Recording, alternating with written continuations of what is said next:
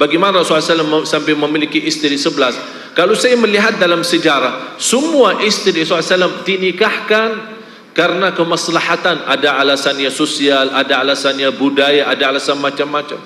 Dan kita melihat semua istri Rasulullah SAW sudah tua dan janda. Satu-satunya yang gadis hanya Siti Aisyah radhiyallahu anha. Tidak ada lagi. Malah Rasulullah SAW habis Siti Khadijah menikah dengan Siti Saudah radhiyallahu anha, yang menjadi istri yang kedua sesudah meninggal Siti Khadijah 2 tahun. Dan Siti Saudah waktu Rasul usia 52, Siti Saudah 82.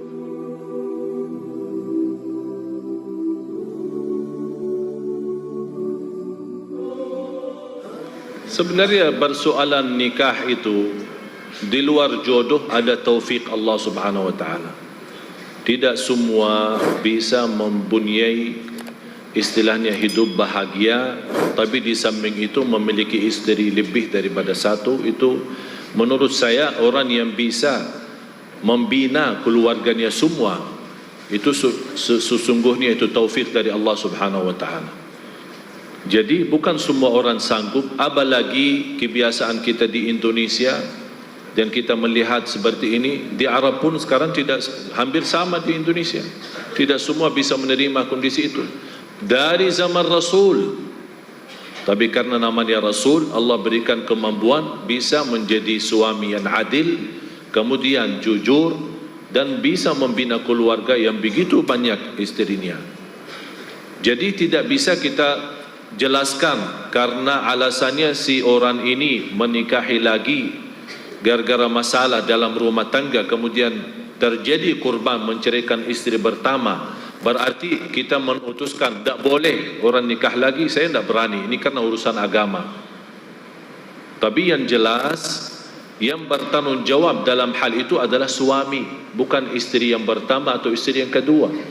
Karena sebagai imam, sebagai pemimpin, sebagai yang tanggung jawab, sebagaimana firman Allah, ar-rijalu qawwamuna 'alan nisa.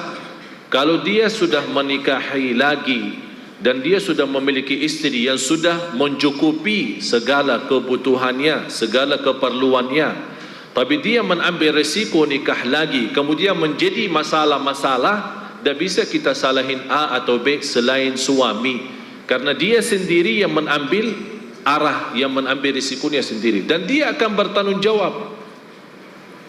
Dan sudah berkali-kali kita jelaskan, kalau tidak sanggup adil, artinya jangan sampai, itu kata adil ini sebenarnya jamaah sekalian itu sangat luas, pintunya bukan pendek atau difikirkan adil itu berarti adil dalam hubungan atau adil dalam makanan. Tidak, dalam perasaan pun terhitung, dalam ucapan pun terhitung. Apa yang kamu ucapkan sama yang pertama, ya dinilai juga sama yang kedua. Jangan pura-pura bercakap-cakap atau berkata-kata yang tidak sesuai. Kalau soal masalah hati, itu kan milik Allah dan kita tidak bisa tentukan. Ya bisa jadi hati memiliki istri pertama dan bisa jadi istri yang kedua. Sebagaimana Rasulullah SAW begitu sama Siti Khadijah, ya mencintai Khadijah radhiyallahu anha. Tapi begitu menikah Siti Aisyah radhiyallahu anha, Rasulullah SAW berkata, saya lebih mencintai Siti Aisyah daripada istri-istri lain. Oleh karena itu, yang mengambil risikonya dan dosa dalam hal itu adalah seorang suami, karena dia yang diberikan amanat oleh agama. Ar-rijalu qawwamuna 'alan nisa. Rijal itu pemimpin, so kaum laki-laki pemimpin. Tapi pemimpinnya bagaimana? Bukan orang yang memukul istri, yang marahi istri, yang menyakiti istri. Bukan. Yang di sini pemimpin yang adil, yang jujur, yang kasih sayang, yang amanat, menghargai istrinya di dalam rumah maupun di luar rumah. Seolah-olah selalu ada istrinya di samping dia. Orang-orang suami terbuka sama istrinya, istrinya terbuka sama suami. Itulah yang perlu kita jaga.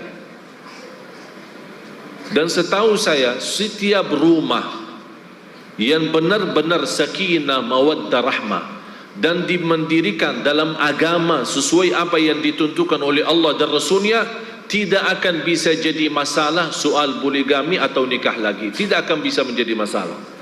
Tapi yang menjadi masalah risikonya apa? Karena rumah tangga itu tidak dimandirikan dengan agama yang benar. Banyak kacau. Mungkin ada istrinya Masya Allah salih luar biasa, tapi suaminya malah jauh dari agama. Akhirnya suaminya berfikir mau nikah lagi, pasti timbul masalah. Karena dia sama istri pertama aja tidak adil, apalagi mau nambah lagi. Itu yang harus difikirkan.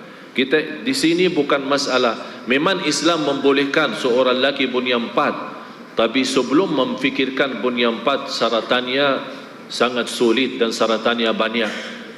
Sebelum anda berfikir mau nikah 1, 2, 3 atau 4, harus belajari bagaimana persyaratannya sebelum masuk dalam hal-hal yang akan ditanggungjawabkan nanti di hadapan Allah. Dan bisa jadi orang itu tidak masuk surga karena dia berlaku sesuatu yang tidak benar sama istrinya. Jadi bahaya sebenarnya. Bukan masalah gampang mengambil keputusan. Orang-orang selalu kita mendengar orang-orang berkata Islam membenarkan, Islam membenarkan, Islam membolehkan. Tapi sebelum membolehkan belajar. Belajar apa risikonya, apa. Banyak hal yang perlu dipelajari. Sejarah sosial, sejarah ekonomi, sejarah politik, sejarah kehidupan kita sehari, budaya termasuk terhitung. Dan kalau kita kembali lihat istri Rasulullah SAW, bagaimana Rasulullah SAW sampai memiliki istri 11. Kalau saya melihat dalam sejarah, semua istri Rasulullah SAW dinikahkan karena kemaslahatan. Ada alasannya sosial, ada alasannya budaya, ada alasan macam-macam. Dan kita melihat semua istri Rasulullah SAW sudah tua dan janda. Satu-satunya yang gadis hanya Siti Aisyah radhiyallahu anha.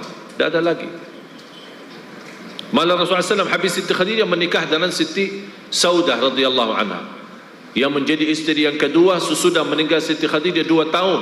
Dan Siti Saudah waktu Rasul usia 52, Siti Saudah 82. Jadi banyak yang kita harus fikirkan. Oleh kerana itu orang-orang seorang suami bertakwa kepada Allah Subhanahu wa taala. Dan mohon maaf jamaah sekalian, banyak yang kami terima bersoalan dalam rumah tangga itu, dan saya melihat karena banyak masalah dalam rumah tangga karena jauh dari agama yang benar. Bukan pura-pura beragama. Ada orang pura-pura beragama, jadi dikenal sama orang, oh ini orang Masya Allah. Tapi yang lebih tahu, oleh kerana itu kata Rasulullah SAW, kalau anda mau tahu sifatnya seorang sebenarnya, mau tahu jujurnya orang, mau tahu akhlaknya seorang, tanya siapa? Tanya istri.